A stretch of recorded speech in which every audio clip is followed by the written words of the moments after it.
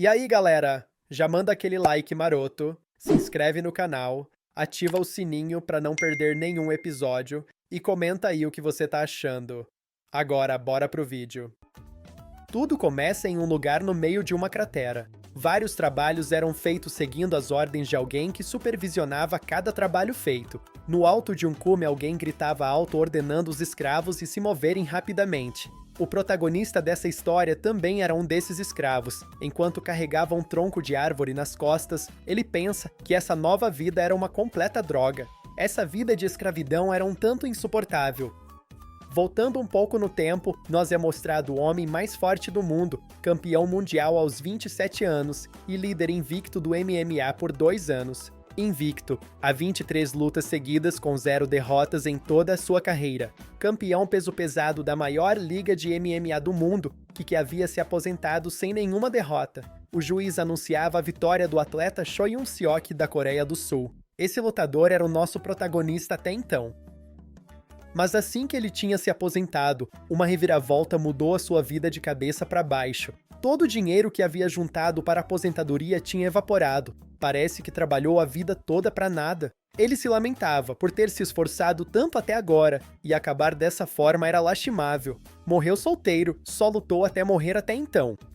30 minutos depois. Ainda aterrorizado com o seu terrível destino, ele pensa que pelo menos agora que estava morto, não precisaria mais treinar, nem ter lutas de defesa do título de campeão mundial. O único consolo é que ele não tinha família nem amigos, então ninguém iria ficar triste com a sua morte repentina. De repente, todo lugar começa a brilhar com umas luzes e magia louca. Uma mão começa a sair daquela luz toda, dando um olá ao prota. A garota com aparência angelical começa a se desculpar com ele pelo atraso, se referindo a ele como herói de classe SSS Choi Yun-seok. Ela faz gestos fofos, enquanto diz que seu nome era Raquel, uma headhunter que recrutava pessoas cujas vidas terminaram na Terra. Recrutar? Se aproximando meio corado e a chamando de anjo, o prota fala que ela poderia explicar tudo aquilo. A Raquel responde que sim, ele tinha 2 escolhas, uma delas era aceitar a morte assim mesmo e esperar a reencarnação na próxima vida como um solteirão sem futuro, e a outra era ressuscitar imediatamente como um herói, destinado a salvar aquele mundo ali que só estava esperando por ele. Nosso prota parecia meio desconfiado. Isso tudo era muito repentino, então ele queria um tempo para pensar. Por dentro ele acha que a explicação dela estava meio incompleta, bem suspeito. A Raquel tenta persuadir nosso prota, ele iria mesmo desperdiçar a grande oportunidade da vida dele? Se ele ouvir e seguir o que ela falar, ele só não iria ganhar muito dinheiro e honra como também lindas mulheres e até privilégios especiais. O famoso hack apelão. Para quem está virando um herói agora, eles iriam estar até oferecendo uma janela de status bônus, que permitia ficar forte como um personagem de videogame. Enfim, eles estavam oferecendo vários bônus. Aquilo tudo parecia ser muito cansativo. Se ele não virasse um herói, não iria ter que ficar lutando por Ai? Mal se aposentou e ela queria que ele trabalhasse de novo. Não mesmo trabalhar para quê? Ele só iria morrer tranquilo e reencarnar. Era a melhor escolha a seguir. A garota chama a atenção do prota. Parecia que ele não estava entendendo ela perfeitamente, então ela iria explicar direito. E então começa a sua explicação /teatro. Se ele virar um herói em outro mundo, o chefe da vila iria correr descalço até ele e o servir comida assim que começar. Ele iria olhar com carinho pro chefe e resolver na maior classe a missão fácil que ele der. Nessa hora, o chefe emocionado vai dizer isso, herói. A minha filha é conhecida como a mulher mais bonita desta vila. Se o senhor aceitar minha humilde filha, este velho aldeão não terá mais nada a pedir. O prota não parecia dar muita bola pro teatro dela. Aquilo tudo não estava o convencendo. Droga, ele nota que o prota ainda não parecia muito contente e parecia não estava reagindo mesmo com todo aquele papo furado dela. Ela não tem escolha a não ser usar o plano então. E então começa a falar que era para ele esquecer tudo isso. Ela iria assumir que ele não aceitou, então ela iria embora agora. Era só ele aceitar sua vida terminando como um solteirão e se animar para a próxima vida dele. Não, espera. Grita o prota. Com um olhar cheio de maldade ela fala, tudo bem então, em momento algum ela o tinha garantido que ele iria reencarnar como um ser humano na próxima vida. Por um momento ele sente o acerto crítico. Enquanto ela se preparava para sair, começando a implorar, ele segura a perna da garota e fala que aceitava. Desculpe. Ela não ouviu direito. Ele poderia repetir? Quase em prantos e ainda implorando, ele disse que aceitaria, ele iria virar um herói. Com um sorriso cheio de malícia, ela disse que isso era ótimo então. Eles iriam começar então? Começar o quê? Agora mesmo? Claro! Que motivos eles têm para esperar? O prota começa a se desesperar. Ele manda esperar. Era pra esperar. Não dava pra mandar alguém assim do nada sem nenhuma preparação. Ela só deseja boa sorte pra ele, o maravilhoso outro mundo já estava esperando pelo grande herói. Era pra ele ter uma aventura incrível. Se o prota iria pra lá de qualquer jeito, pra que ele ficar pesando tanto? Ela já estava ocupada o suficiente, então o celular toca. Ela atende e fala com alguém que o herói em potencial número 137.421 Choi Yun-seok acabou de completar a sua transmigração. Ele iria mandar o bônus agora mesmo? A cena muda para o prota deitado em um lugar qualquer. Uma voz fala que era a hora dele abrir os olhos. Era para acordar. Enquanto ainda despertava lentamente sem abrir os olhos, ele fala que essa voz está o chamando. Será que era o chefe da vila que aquela mulher tinha falado? Isso era um tanto clichê, bem típico dessas histórias de fantasia. De repente ele leva um soco no estômago, acordando na base da porrada. Ele iria arrancar os seus olhos? Ele iria acordar ou não? O prota levanta pé da vida. Quem diabos tinha batido nele daquela forma? Que tipo de maluco iria desejar a própria morte? Parece que algo estava fora do esperado. Agora tinha dado ruim. Em sua frente estava nada mais nada menos que um orc vermelho, ou sei lá o que era aquela coisa, que olhava para ele com sangue nos olhos, e fala quem era o prota para ficar dormindo no dormitório dos escravos. Até tarde. Aquele era o chefe da vila que tinha a filha mais linda. Aliás, alguém tinha dito que ele era um monstro que ele precisava matar? O prota tenta agir com base nas informações que ele obteve. Gaguejando, ele fala que era um herói. O orco bombado pergunta se ele realmente era um herói. Encarando o protagonista de perto, ele pergunta se todos os heróis de hoje em dia eram todos estúpidos como ele. Nosso guri começou a suar frio, esse orc. Esse físico dele. Que raios estava acontecendo ali? Algo deu errado na reencarnação? Não tem como aquela anja linda ter feito isso com ele nesse caso. Será que esse cabeça de vaca era sua missão de tutorial? Ah, como ele tinha imaginado. Era hora de ir com calma, se ele já entendeu até aqui.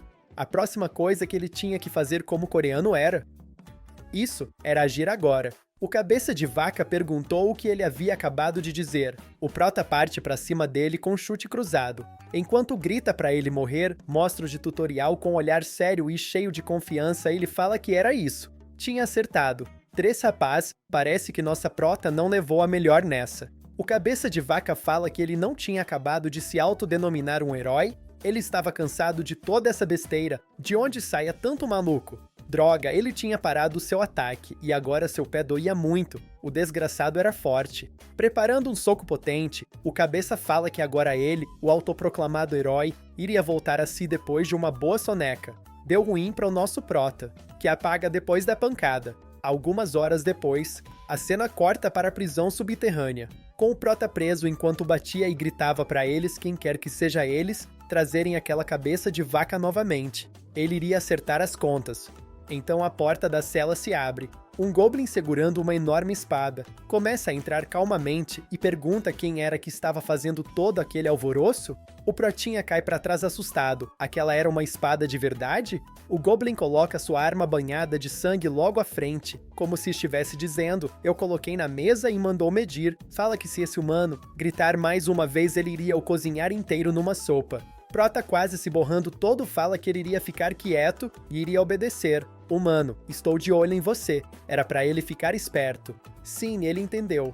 Coitado do nosso protagonista. Com a consciência começando a pesar, ele fala que essa tal aventura incrível em outro mundo estava mais para o inferno do que para o paraíso onde foi que tinha dado errado. Desse jeito, nem a filha do chefe da vila o aceitaria. Será que ele iria morrer virgem pela segunda vez? De repente, uma voz o chama logo acima por uma das grades da prisão. O prota pergunta quem era ele?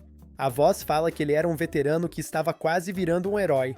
O veterano fala que aquele lugar era a fortaleza do exército do rei demônio que escravizava humanos. O veterano, por acaso, era um coreano também? O que estava acontecendo ali? Por que eles caíram nesse lugar logo de cara? Ele queria mesmo saber? O veterano então grita para todos os outros colegas de cela ouvir.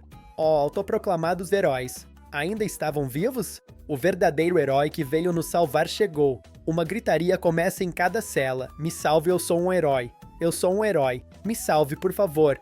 Eu também sou um herói de verdade. Que diabos era isso? Perguntou o Prota confuso. O veterano explica que era como ele estava vendo. Tinham 100 heróis que caíram nessa fortaleza do exército do Rei Demônio. O cabeça de vaca vermelho que o Prota procurava era o chefe daquele lugar, Rei Dron, e o guarda da prisão que ele tinha visto antes se chamava Jark. Ele era famoso por ser cruel, então era para tomar cuidado. De qualquer forma, ele nem precisaria tomar cuidado, já que o Jark estava de olho nele de qualquer forma. E o motivo de todos eles terem acabado assim foi graças àquela demônio malvada chamada Raquel. O que? Como assim? Se aquela maldita não tivesse mandado eles pro lugar errado. Lugar errado? Do que ele estava falando? Como assim então desde o princípio não era para eles terem vindo parar naquele lugar? Bem, o veterano explica que ele tinha certeza disso, os heróis que foram capturados em outros lugares tinham contado tudo para ele. Segundo eles, tinha outra área inicial só para heróis, e a maioria dos heróis começava em cidades ou vilarejos. Os heróis geralmente vivem normalmente sem poderes, mas mesmo assim, nenhum deles começou a jornada no meio do exército do Rei Demônio que nem eles. Então, o motivo de ele ter caído nesse inferno tinha sido por causa daquela maldita? A cena muda a área de escavação e trabalho. O 2º Esquadrão de Escravos estava sob supervisão do 3º Batalhão do Exército do Rei Demônio. Nosso protagonista era um desses trabalhadores. Enquanto carregava um enorme tronco em seus ombros, os goblins cantarolavam: "Vamos esmagar os humanos, vamos devorar os humanos", algo do tipo. De repente, um deles toca o tambor. Agora, tinha acabado o trabalho por hoje. Era hora deles voltarem para suas celas. Esse goblin baixinho e gordo, um dia o Prota iria fazer algo com ele. Ufa, a prisão até que era melhor que esse trabalho maçante e cansativo. Agora que parou para pensar bem, aquele anjo não ficou tagarelando sobre privilégios especiais de herói e tal? Ele até tinha esquecido disso depois de trabalhar tanto tempo. Normalmente, numa situação dessas, um slogan clichê seria o suficiente. Ele pede pro sistema abrir a janela de status. Aquilo era interessante, nada surpreendente, mas já era um bom começo. O veterano de repente chama pelo Prota, ele já por acaso tinha 31 de estamina. Quando olhou a janela de status, o Prota fala que sim, talvez, e a sua força estava por volta de 28. Como o Prota havia falado antes que ele foi um campeão era o esperado, ele era diferente deles. Ter mais de 30 de status mesmo sendo nível 1 era fora do comum.